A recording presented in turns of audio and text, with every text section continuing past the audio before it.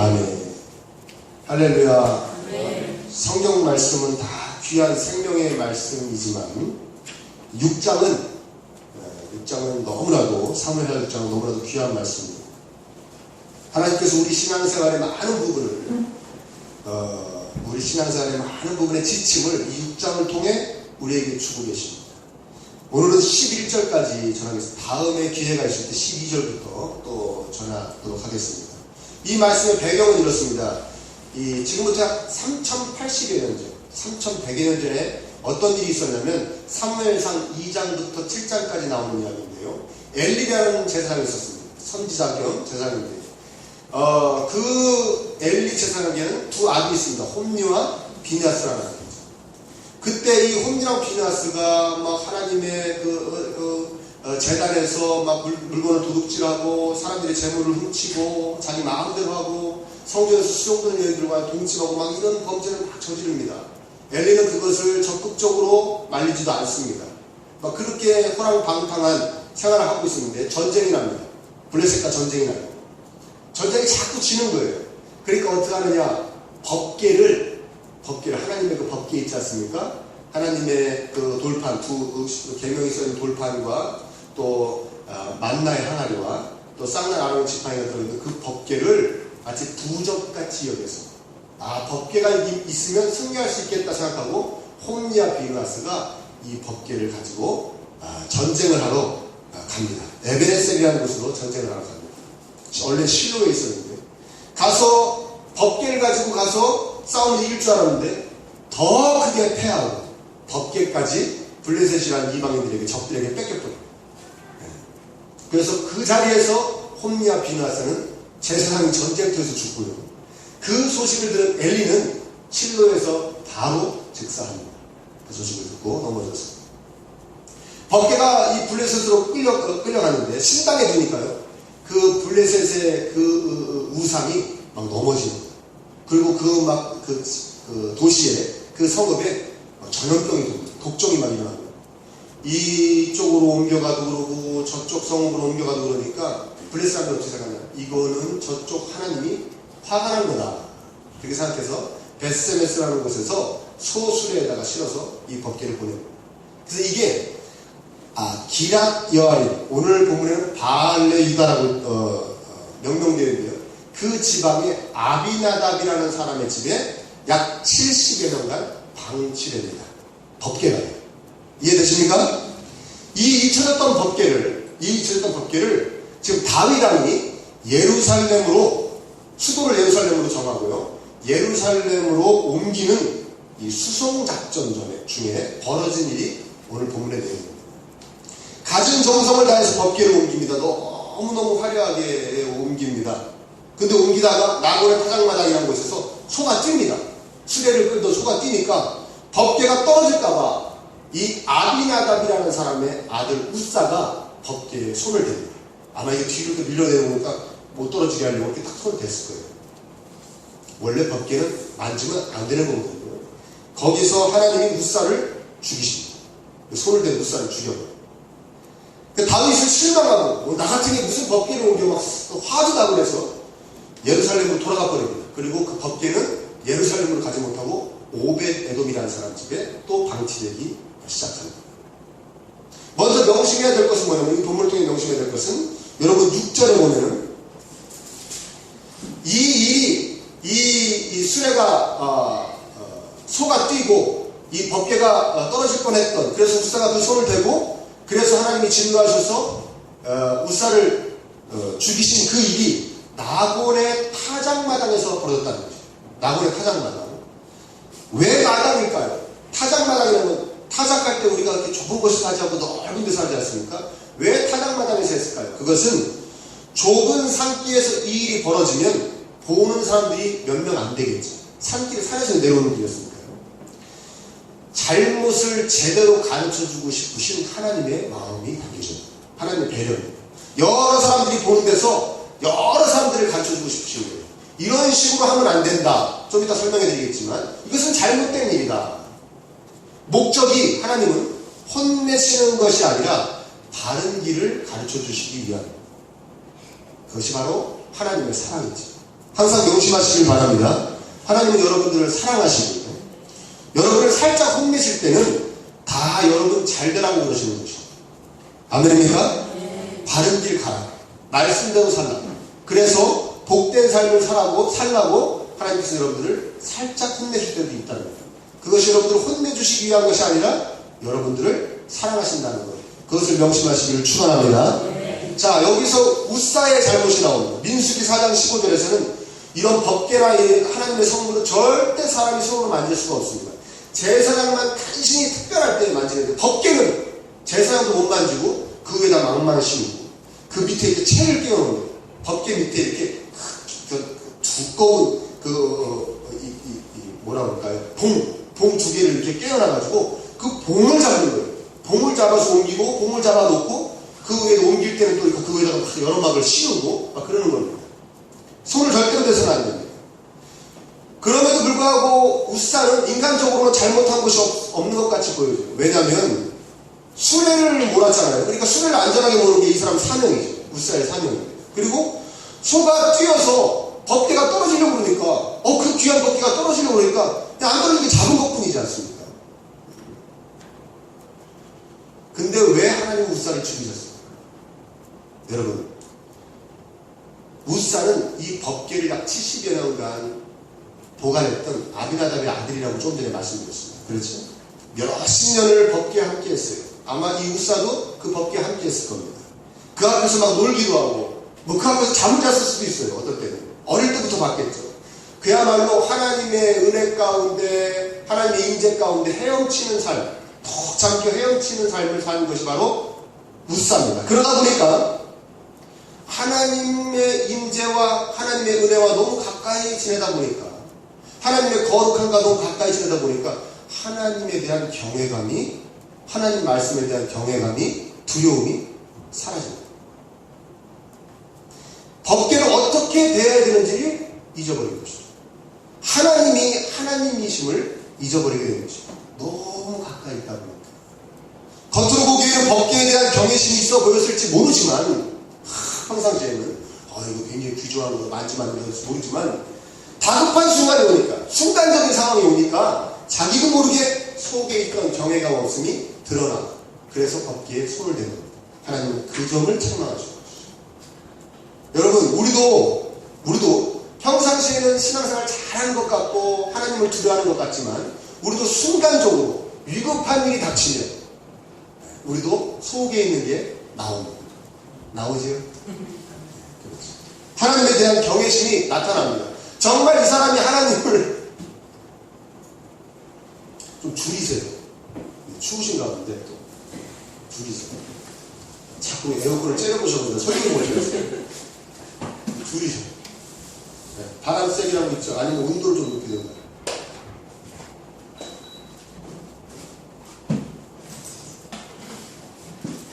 줄였어요? 어디까지 했어요? 네, 맞아요. 이 결정적일 때, 막 다급하면 순간적으로 하나님을 두려워하지 않는 모습이 튀어나오는 거예요. 교회 안에서 막 성질내고, 혈기 부리고, 예배 시간에도 자기만 하는 데서 째려보고, 하나님 일 하다가도 막 혈기가 나고, 막 그렇습니다. 저도 전에는 그랬어요. 저도 전에는 막 전도사 때, 강도사 때는요, 막 예배 시간에 막 잠자고 막 째려봤습니다. 막 깨워. 그리고 뭐 손톱 소지하고, 여자들은 특히 이 청년들은 손톱 잘 다듬고 있어요. 찬양하면서 손톱 다듬고요. 대표기도 하고 난리도 아니에요. 설교 시간에 손톱 다듬고 있고요. 그럼 손가락 딱 부러진다. 그러고 그랬어요. 화가 나는 거예요. 어떤 마음으로 화를 냈냐? 저는 그게 자의했죠. 뭐라고? 감히 하나님 앞에 예배드리는데 어떻게 손톱 소리를 하고 자고 떠들고 그러냐 말이지. 나중에 알고 보니까요, 내 맘이 안 든 거예요. 내 맘. 그래서 승질내요. 그리고 깨달은 게 뭐냐? 네가 뭔데 하나님 앞에서 성질을 내냐? 네가 뭔데? 너도 그냥 겸손히 무릎 꿇고 예배 드려야 될 한 사람일 뿐이지, 네가 목사라고 대단하냐, 설교자가 대단한 거 아니다니까. 너도 예배자다니까. 겸손히 똑같이 무릎 꿇어야 되는데 어디 네 맘에 안 든다고 승질을 내면 지금은 아무 말도 하지 않아요. 지금 혹시 뭐 잔다고 깨워도 사랑하는 마음. 할렐루야. 화내는 거 아닙니다. 오해가 없으시길 바랍니다. 저도 전혀 그랬다는 거죠. 여러분도 생각해 보십시오. 교회 안에서 화를 내고 하나님 일하다가 혈기 내고 같은 교회 성도한테 막 화를 내고 막 꼴보기 싫어하고 순간순간 막 나오는 거예요. 하나님이 덜 무서워서 그런 겁니다. 답은 딱 그거예요. 다른 그 이상도 그 이하도 안 합니다. 우리가 애들 혼낼 때 이런 거 있어요. 애를 혼냅니다. 딱 너 왜 그랬어? 딱 때리면 애들이 엄마가 막 그러잖아요. 그럼 뭐라 합니까? 네가 아직 덜 맞아서 그러는 거야. 더 막 심하게 때리면 딱 제대로 맞으면 못 덤비는 거예요. 이해되십니까? 네. 그렇지. 교회에서 성질 내고 예배 시간에 화를 내고 예배 시간에 막 인상을 쓰고 하나님 일하다가도 혈기 내는 거는 아직 덜 맞아서 그런 거예요. 감히 어디서 지금 성질을 내는 거예요? 할렐루야. 네. 그렇지. 이제 댁에 가셔서 누가 여러분들한테 혈기를 부리면, 특히 남편이 많이 부리죠.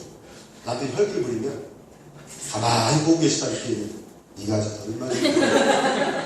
들리게 하지 마시고 들리게 했다가는 더 맞을 수도 있습니다. 속으로 네가 아직 덜 맞았구나. 덜 맞아서 그런구나. 그리고 우리 자신한테도 따끔하게 외쳐야 합니다. 성질을 내고 혈기를 내고 막 그럴 때 하나님의 성도가 막 미워지는 마음이 들 때 여러분들에게 외치십시오. 네가 아직 덜 맞아서 그런구나. 어디서 성질을 내고 어디서 미워하고 어디서 눈을 벌고 하나님이 보고 계십니다. 하나님이 피 흘려 살리신 성도를 네가 미워하고 째려보고 네가 아직 덜 맞아서 하나님은 사랑해야 될 분인 줄 믿습니다. 네. 그렇지만 사랑하는 만큼 두려워해야 될 분인 줄 믿으시기를 축원합니다. 네. 천국을 만드신 하나님, 지옥도 하나님 만드신 겁니다. 다른 사람이 만든 거 아닙니다. 지금. 여러분 우리가 신앙생활 초기에 얼마나 하나님을 두려워했습니까? 그렇죠? 지금은 어떠신가요? 막 신앙생활 처음 할 때는요, 손가락만 이게 문에 탁 찌어도요, 어머, 내가 주일날 교회 안 가서 일어난다. 막 겁이 나고 막 그러죠. 그렇죠? 지금은 딱 찌면, 재수가 풀리네. 경외감이 다 사라진 거예요. 오히려 하나님께로 가까이 가고 하나님 은혜 가운데 잠기면 잠길수록 하나님 더 두려워져야 돼요. 사랑하는 만큼 내가 잘해야겠다, 조심해야겠다. 다 없어져. 두렵고 떨리는 마음으로 신앙생활 하시기를 바랍니다. 네. 또 한 가지는 뭐냐? 우사와 같이 하나님 은혜 가운데 푹 잠기다 보니까요, 하나님 귀한 걸 잊어버려요. 우리는 하나님의 은혜 가운데 사니까 하나님의 은혜가 얼마나 소중한지를 잊어버립니다. 그렇지?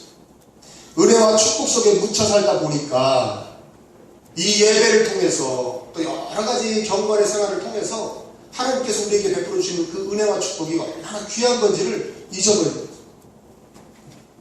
이게 얼마나 귀한 것인지.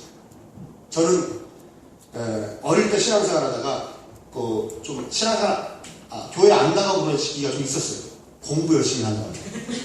그 시기가 있었어요. 그러니까 나중에 다시 교회를 나갔는데 그때 처음으로 교회를 나갔을 때 잊지 못합니다. 얼마나 감격스럽고 감사하고 막 눈물이 나고 죄송하기도 하고 막 진짜 눈물을 막 진짜 얼마나 처음부터 끝까지 예배 시간 끝까지 눈물을 흘렸던 그 기억이 나요. 너무 감사하고 내가 예배를 다시 드릴 수 있다는 것이 너무나 기쁘고 막 그랬습니다. 근데 그 계속되는 예배와 계속되는 경건의 생활과 계속되는 신앙생활 가운데 그 감사 감격이 점점 사라진다. 사람 참 감사하고 기쁨의 교회에 와서 늘 주일날 점심을 맛있게 먹다 보면 자신이 얼마나 맛있는 교회에 점심을 먹는지를 잊어버려요. 이번에 또 그거 했대니? 다른 거 안 한다니.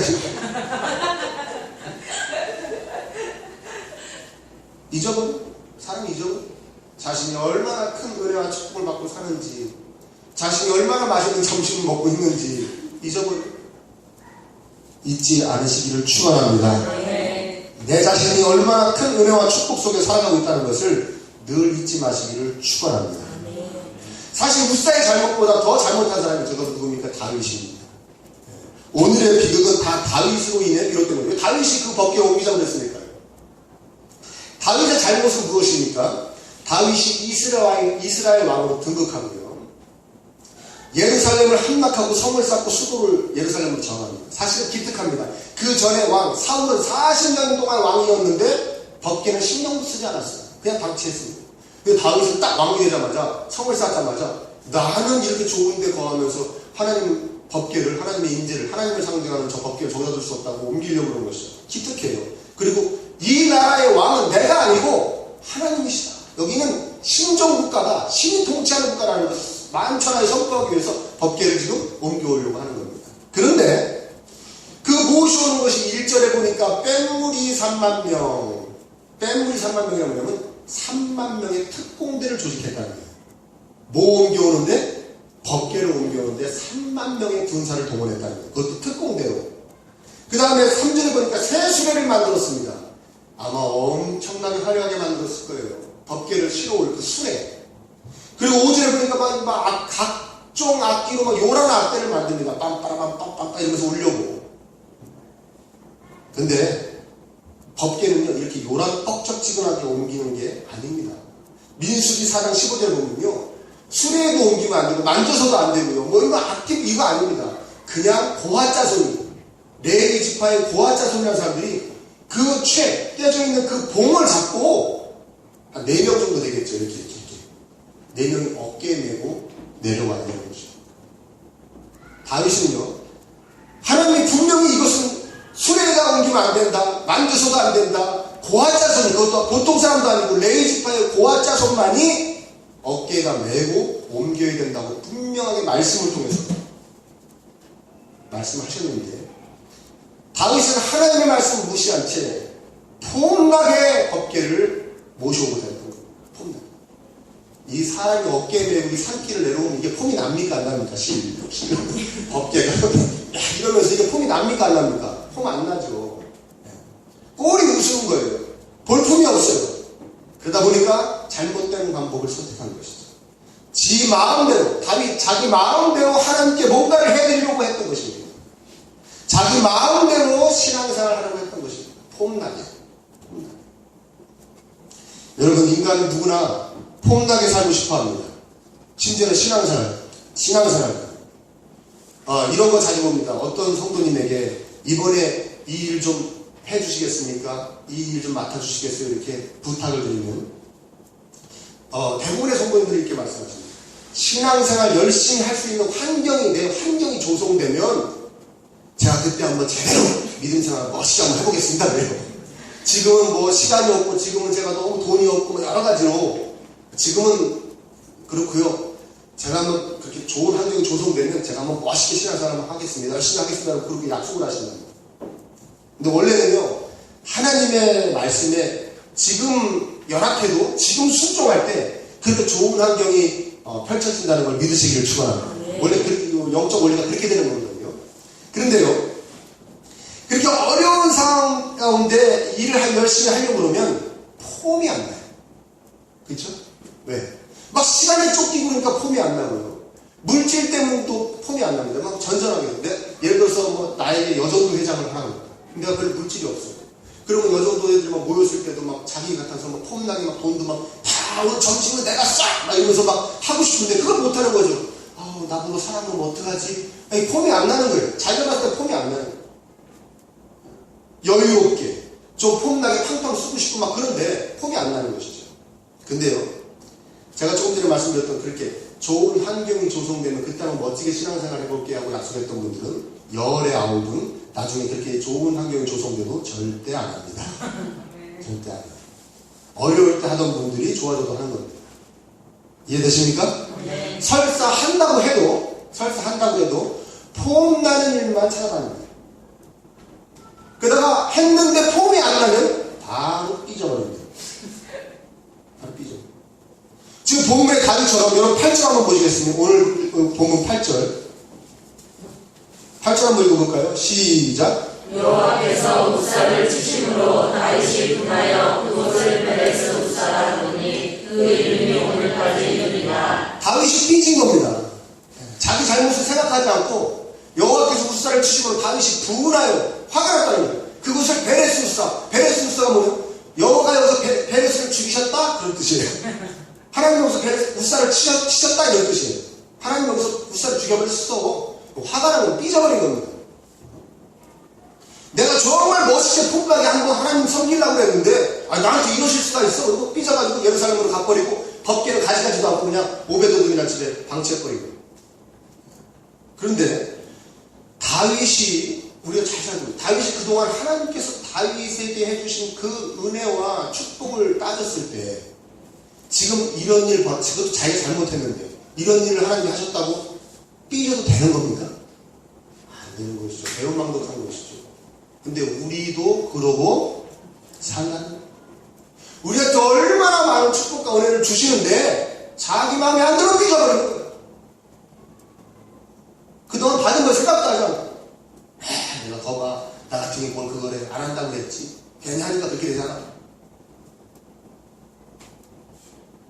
여러분 하나님 일만 잘하면 하나님이 나한테 하라고 하는 일만 잘하면 폼이 막 나겠는데 그게 그렇지가 않아요. 하나님 일 감당하다 보면 사역을 하다 보면 사역을 통해 파생하는 여러 가지 잡다한 일들이 폼이 나지 않게 합니다. 언젠가 제가 설명해 드렸을 거예요. 근데 그 폼나지 않는 것까지도 사역이라고 했죠 제가? 네? 네. 제가 그때 이 반주만 예를 들었어요. 왜 반주 잡고 예를 들냐? 만만해요 그냥. 근데 사역은 반주밖에 없어요 지금. 그래서 반주 이 미니사내가 반주를 하는데 이 반주하는 거 저한테 공목을 미리 받아서 다 연습해 갖고 오는 겁니다. 이런 거는 다 하겠는데 누가 빠르게 치냐 느리게 치냐 못 친다 틀렸다 하는 거는 듣기 싫은 거죠. 그렇다는 게 아니라 듣기 싫은 거예요. 그러니까 이렇게 얘기하는 겁니다. 목사님 제가 반주는 정말 잘하겠어요. 근데 옆에서 오라고 하는 것들 때문에 못해 먹겠어요 그러면. 그러니까 반주는 하나님 일이고 그 뭐라고 그러는 거는 다른 거라고 생각하는데 그거 아니라고 그랬죠? 옆에서 뭐라고 그러는 것까지도 반주예요. 할렐루야. 네. 반주 사역을 해야 될 사람이 감당하는 일이에요. 그런데 그 뭐라고 그러는 건 폼이 안 나는 거예요. 그 뭐라고 그러는 건 폼이 안 나요. 그러나 하나님 분명히 말씀하십니다. 그 폼 안 나는 것까지도 네 사명이다. 네. 할렐루야. 네. 목사가 되면은 여러 가지 안 하는 줄 알았어요. 그냥 말씀만 많이 보고 기도하고 설교만 잘하면 되는 줄 알았어요. 아니에요. 할 거 되게 많고. 그 다음에 별의별 얽히고 설키고 억울한 얘기도 많이 듣고 가뜩이나 성격도 온순한 사람이 막 상처받고 막 그런 일이 너무 많이 벌어집니다.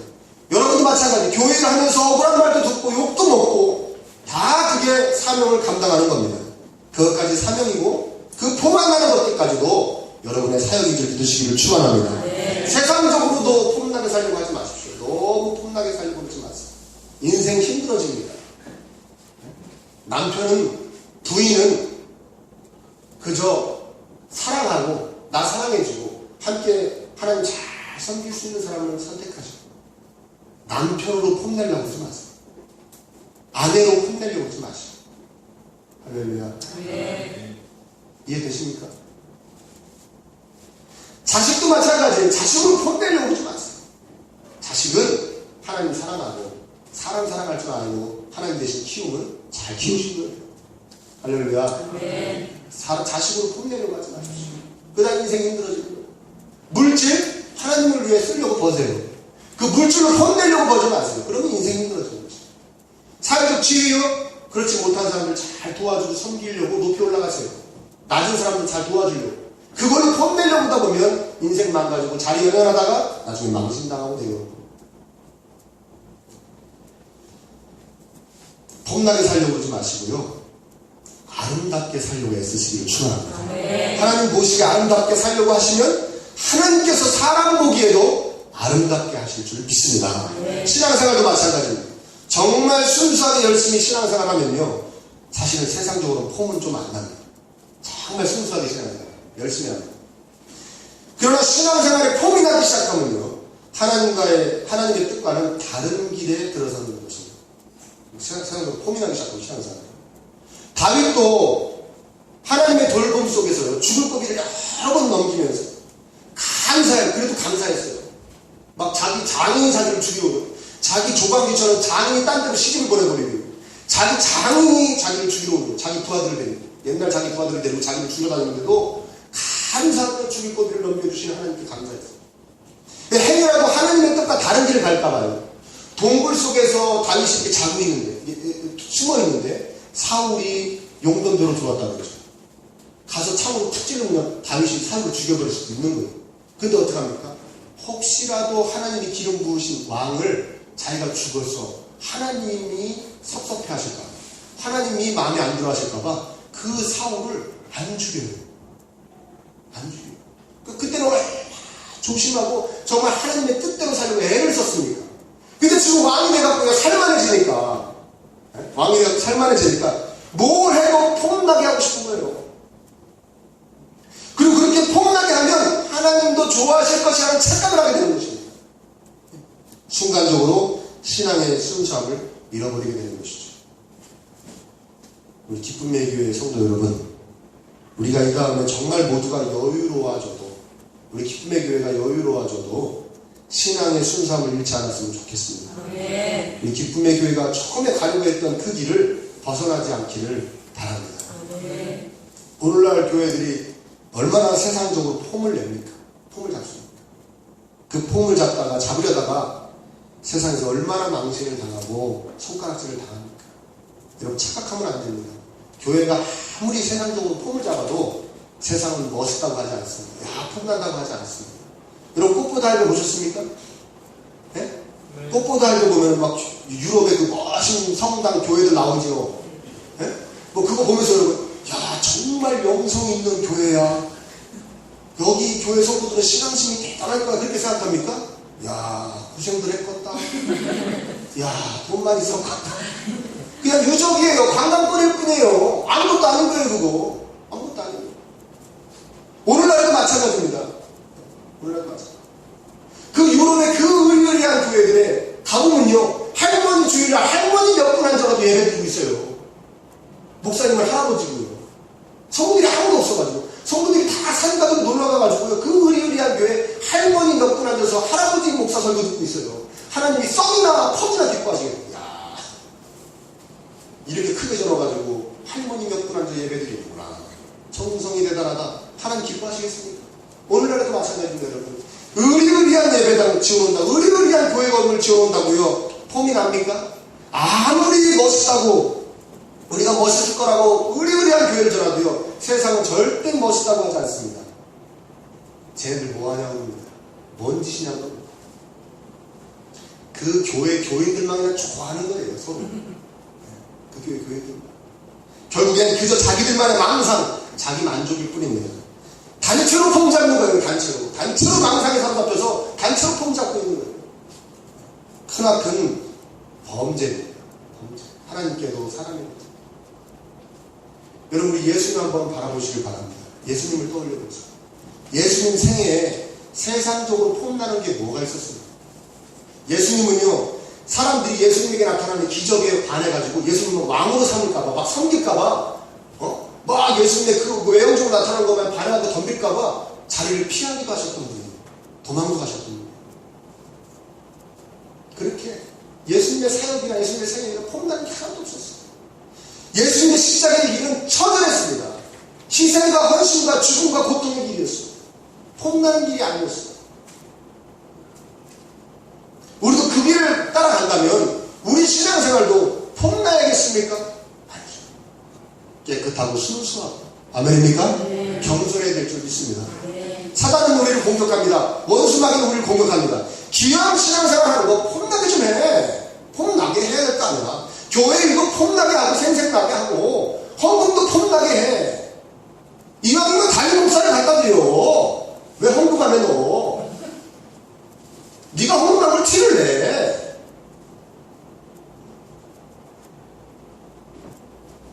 사람 도와주고 싶어? 폼나게 도와줘야지. 왜 모르게 도와줘? 폼나게 도와줘. 생생하게 도와줘. 폼나는 게 최고야. 사단은 우리를 공격합니다. 신앙생활 열심히 하지 말라는 말 안 합니다. 교회 나가지 말라는 말 안 합니다. 헌금하지 말라는 말 안 합니다. 구제하지 말라는 말 안 합니다. 하긴 하되 폼나게 하라고. 그게 마귀의 우리에 대한 공격입니다. 여러분, 폼나는 것에 집착하다가 고달픈 인생이 되지 마시기를 축원합니다. 폼나게 신앙생활을 하려고 하다가 하나님과 상관없는 길을 가지 마시기 바랍니다. 신앙생활 폼나게 하는 건 아닙니다. 하나님의 말씀대로 하는 것입니다.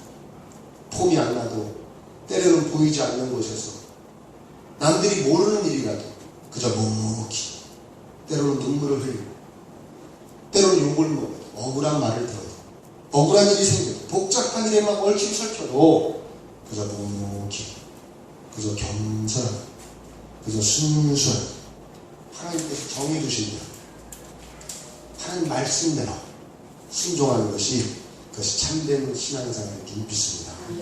이런 삶을 하나님께서 기뻐 받으시는 것이고, 이런 삶을 사시는 성도님이 하나님에게도 사람에게도 아름다운 존재가 되실 줄 믿습니다.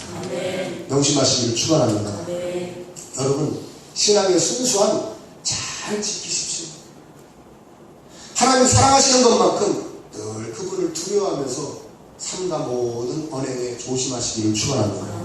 그리고 얼마나 큰 은혜와 축복 속에 살고 있는지 늘 잊지 마시기를 바랍니다.